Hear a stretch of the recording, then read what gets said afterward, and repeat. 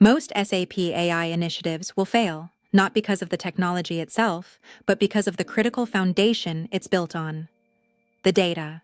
In most SAP landscapes today, data is fragmented, KPIs are inconsistent, and essential business semantics are missing, creating a complex barrier to AI success.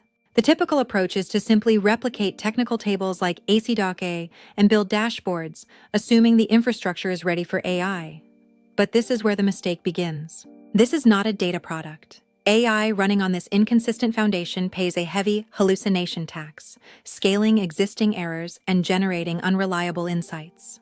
Data products change the game. They introduce true business meaning, governed KPIs, and clear ownership directly into your data architecture. The semantic layer is the critical piece. It defines exactly what revenue means and ensures every KPI is calculated consistently across your entire enterprise. With this governed foundation, AI can finally understand context, detect anomalies, and recommend strategic business actions with high confidence. This is where SAP Business Data Cloud comes in, serving as the platform that enables semantic consistency and creates a truly AI-ready data foundation. The strategic reality is simple. No semantic layer means no data product.